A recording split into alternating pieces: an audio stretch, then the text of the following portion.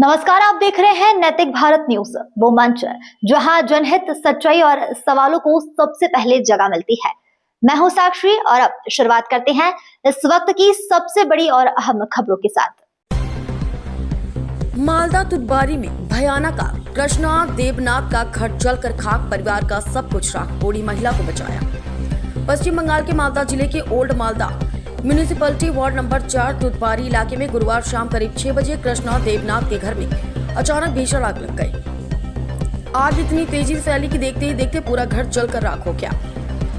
घर का सारा फर्नीचर, जरूरी कागजात और सामान पूरी तरह जल गया। परिवार का लगभग सब कुछ तबाह हो गया। घर में मौजूद एक बुजुर्ग महिला को स्थानीय लोगों ने किसी तरह बाहर निकालकर बचा लिया। फायर ब्रिगेड मौके पर पहुंची, लेकिन संकरी गलियों और पहुंच की दिक्कत के कारण आग बुझाने में समय लगा। बाद में स्थानीय निवासियों की मदद से आग पर काबू पाया जा सका। घटना की सूचना मिलते ही ओल्ड मालदा म्यूनिसिपैलिटी के चेयरमैन विभूति भूषण घोष मौके पर पहुंचे। उनके साथ वार्ड पार्षद निर्मल अधिकारी और समाधि त्रिवेदी भी थे। चेयरमैन ने प्रभावित परिवार को हर संभव मदद का भरोसा दिया और उनके साथ खड़े रहने की बात कही। আমি আমার এখান থেকে আমাদের ছেলেরা টেলিফোন করার পর সঙ্গে সঙ্গে ফায়ার ব্রিগেডকে টেলিফোন করি এবং আইসি মালদা পিএসের সঙ্গে আমার কথা হয়। ফায়ার ব্রিগেডও এসেছিল, ঠিক ফোন পাওয়ার পরপরই এসেছে। আমি একটু দূরে ছিলাম একটা মিটিংয়ে, সেখান থেকে আমি চলে আসলাম। আসার পর যা দেখলাম, পরিবারটা দারিদ্র সীমার নিচেই বসবাস করে, কেন তার বাড়ি একটা টিনের ছাউনির উপরে 5 ইঞ্চি ওয়াল হতে পারে, তবে টোটালটাই পুড়ে গেছে, পুড়ে ভস্মীভূত হয়ে গেছে। মানে এমনভাবে পুড়েছে যে সেখানে আর তাদের কিছু নাই। আমরা যা দেখলাম, কাউন্সিলরের সঙ্গে কথা বললাম, এলাকার মানুষ আছে তাদের সঙ্গে কথা বললাম, বলে আমরা একটা সিদ্ধান্ত নিলাম যে পৌরসভার তরফ থেকে তাদের, আপনারা দেখলেন ছবিতেও যে তাদের যারা ওই লেপ কাঁথা বলে যেটা, সেগুলো নাই। তাদের আসবাবপত্রের মধ্যে ফোন থেকে শুরু করে এবং ওদের যে ফ্যান এবং চৌকি, যেটার উপরে শোয়, খাট নাই চৌকি, তার মানে এতেই বোঝা যায় তারা দারিদ্র সীমার নিচে বসবাস করে। আমরা দেখলাম যে লোকাল মানুষ মোটামুটি এসে আগুনটাকে তারা আয়ত্তে আনে। এখানে ভগবানকে ধন্যবাদ জানাই যেখানে কোনো প্রাণহানি ঘটেনি। আমরা 2 দিন আগেই একটা জায়গায় দেখলাম, কলকাতা, প্রায় 14 জন লোক আগুনে পুড়ে মারা গেল। সেই জন্য ভগবানকে ধন্যবাদ জানাই। আমরা আমাদের পৌরসভার তরফ থেকে আমরা আপাতত এদের কিছু শীতবস্ত্র থেকে শুরু করে কিছু তিরপাল, কিছু খাবার এবং আপনারা দেখলেন এখানে এদের আসবাবপত্র, যেটা ওই রান্না করার জিনিস হয়েছে, আমরা পৌরসভার তরফ থেকে এদের 2 বস্তা, যেটা রান্না করার জিনিস, কড়াই থাক, আদার্স যারা থাকবে, সেগুলো দিয়ে আপাতত এদের সহযোগিতা করছি। আগামী বিগত দিনে কাউন্সিলর একে ঘর দিতে চেয়েছিল, নেয়নি।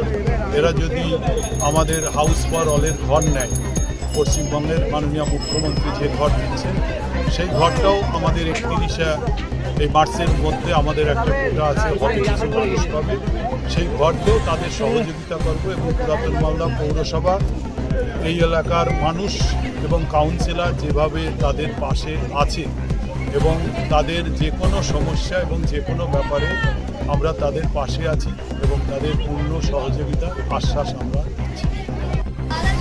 এখানে দেখলাম যে আমি ছাদ থেকে দেখতে পাচ্ছি প্রচুর পরিমাণে ধোঁয়া। তা দেখে অনুমান করলাম যে এখানে একটা আগুন লেগেছে। দৌড়িয়ে আসি, দেখি সত্যিকারের আগুন। বাড়ির মধ্যে একটা বয়স্ক মহিলা, যে কৃষ্ণ দেবনাথের মা, তাকে আমরা কাঁথা কম্বল দিয়ে জড়িয়ে ধরে বাইরে করি। আর এমনভাবে আগুনটা লেগেছে যে বাড়িতে কিছু নাই, একদম সব পুড়ে ছারখার হয়ে গেছে। বলছি কীভাবে লেগেছে কিছু বোঝা গেছে? সেটা অনুমান করা যাচ্ছে যে ওই ফ্রিজের শর্ট সার্কিট হয়ে আগুনটা লেগেছে। যখন আগুন লাগে বাড়িতে আর কেউ ছিল? আর কেউ ছিল না, বয়স্ক বৃদ্ধ মাই ছিল। তখন আচ্ছা, চলতে পারেন না? না, চলতে পারে না। তাকে সবাই মিলে বের করে নেওয়া বের করে। আচ্ছা, আগুনটা নেভালেন কি করে? ওই আমাদেরই বাড়িতে ওই স্প্রে মেশিন যে আছে, সেই স্প্রে মেশিনে জল ভরে ওটা চালু করে মেশিন দিয়ে, মানে খুব স্পিড আছে তো, ওইটা দিয়ে নেভানো হয়। আচ্ছা, দমকল দপ্তরকে খবর দেওয়া হয়নি? দমকল দপ্তরকে খবর দিয়েছিলেন চেয়ারম্যান সাহেব, তো এসেছিল ঠিক টাইমে। কিন্তু ওই আমাদের মোড়ের উপরে কিছু বাড়ির সানসেট বের করা আছে, আর ওই যানজটের জন্য ঢুকতে পারেনি তাদের। তো আমরা এখানে পাড়া প্রতিবেশী মিলেই আগুনটাকে নিয়ন্ত্রণে নিয়ে এসেছি, সবাই সহযোগিতা এখন করেছে। পরিস্থিতি পাড়া এখন পরিস্থিতি কি? এখন পরিস্থিতি ঠিক আছে, ঠিক আছে বলতে কি সব শেষ হয়ে গেছে, আগুনটা নিয়ন্ত্রণে আনা গেছে। হয়তো কিছু হতে পারত। আর কি হতে পারে, একটা পরিবারের সমস্ত কিছু শেষ হয়ে গেল, এমনকি ডকুমেন্টস থেকে শুরু করে সব কিছুই শেষ। এরপরে আর কি অনুমান করব। আর রাস্তাঘাট চেয়ারম্যান সাহেব আশ্বাস দিলেন যে পরিষ্কার করলে গেলে দমকলের গাড়ি আগামী দিনে আসবে এবং আমাদের এই সমস্যার সমাধান আগামী দিনে হয়েও যাবে, ভালো হবে। নাম? নাম রঞ্জন দাস। আপনার বাড়িতে? আমি কিছু বুঝতে পারিনি কি থেকে আগুনটা লাগলো। আমি আধা ঘন্টা হলো দোকান গেছি, এসে দেখছি আগুন লেগে গেছে। বাড়িতে কে কে থাকে? বাড়িতে আমি, আমার শাশুড়ি, আমার দেওর, যা, ভাসুর। বাড়িতে তখন কে ছিল? তখন আমার ঠাকুমা শাশুড়ি ছিল, আমার ভাসুর ঘুমিয়ে ছিল, আর ওরা দুজনই ছিল, আর কেউ ছিল না। কি হয়েছে? সবই পুড়ে গেছে, বাড়িতে কিছুই নাই। কি তাও? শোকেস, আলমারি, ফ্রিজ, গ্যাস সিলিন্ডার, মানে যাবতীয় যা সংসারের জিনিস হয় কিছুই নাই। বলছি করে হলো? আগুনটা পাড়া প্রতিবেশী সবাই নিভিয়েছে। আপনার নদী টদি ছিল? ওই জন্য সব কিছুই নাই, কাগজপত্র, জিনিস, আমার কিছু খুঁজে পাওয়া যাচ্ছে না। টাকা পয়সা সবই পুড়ে গেছে। আগুন কিভাবে লেগেছে কিছু বোঝা গেছে? না, বুঝে যাচ্ছে না। আপনি কি করেন? আপনার পারিবারিক লোক কে? করেন? গাড়ি চালায়। আপনার নাম? পূর্ণিমা হালদার। বাবা ঘটনা কি শুনলেন? ঘটনাটা আজকে হঠাৎ করে 6টা নাগাদ, সন্ধ্যা 6টা নাগাদ আমি ছিলাম না ওয়ার্ডে, বাইরে ছিলাম, অফিসে ছিলাম। অফিস থেকে আমাকে ফোন করলো, এখান থেকে আগুন লেগে গেছে আমার পাশের বাড়িতে। তারপর আমি ওখান থেকে ছুটে এসে দেখি দাও দাও করে আগুন জ্বলছে। পাড়ার মানুষের সহযোগিতায় আগুন নিভানো হয়েছে, জল দিয়ে পাশের ট্যাঙ্কি দেখলাম তাতে ফায়ার। তারপর আমরা ফায়ার ব্রিগেডকে ফোন করি, ফায়ার ব্রিগেড এসেছিল। ফায়ার ব্রিগেড এসে যাও গাড়ি সামনে আটকে গেছিলো, গাড়ি ঢুকতে পারেনি, তার আগেই আমাদের আগুন নিভে গেছিল।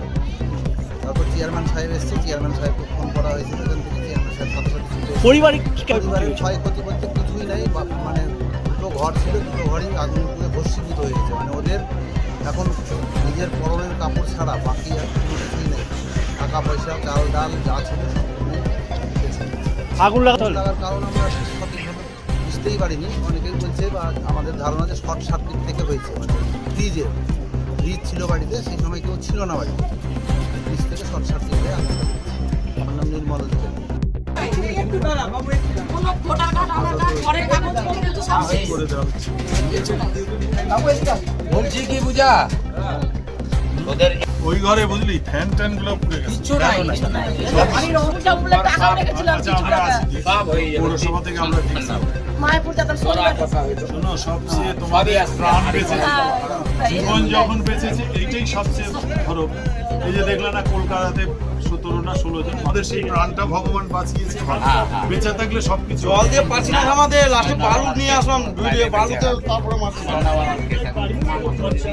সহযোগিতা করেছি, সবাই দৌড়িয়েছে। আলমারি ফ্যান এই যে আলমারি খুব ভালো হয় না।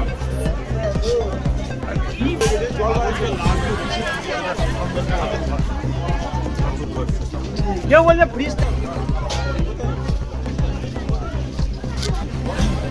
কিভাবে ঘটনা কি দেখলেন? ঘটনাটা কোথা থেকে লেগেছে তো বোঝা যাচ্ছে না। হ্যাঁ, তো বুঝতে পারছি যে মানে ফ্রিজ থেকে লেগে মানে চারদিকে ধরে গেছে। আচ্ছা, ফ্রিজ থেকে হ্যাঁ, কেমন পড়েছে?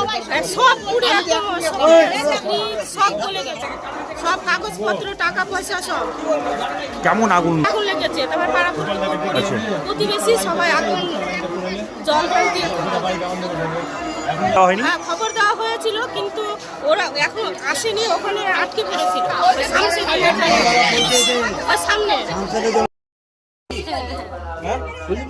কিভাবে কি ঘটনাটা ঘটলো? কিভাবে যে লেগেছে কিছু বুঝতে পারছি না, কিন্তু আমার ঘরে কিছু বলতে কিছুই নাই, পণ্যের কাপড় টুকু ছাড়া কিচ্ছু নাই, একবারে কিছু নাই।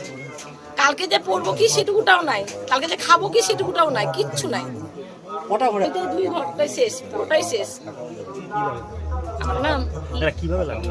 কিভাবে বুঝতে পারছেন? কিছু বুঝতে আইডিয়া করতে পারছেন? আইডিয়া তো বলছে সবাই অনেকে নাকি বলছে কি ফ্রিজ থেকে ইয়ে গেছে, শর্ট সার্কিট। শর্ট সার্কিট হচ্ছে। আর কিছু আমি বলতে পারবো না, লক্ষ্মী দেব।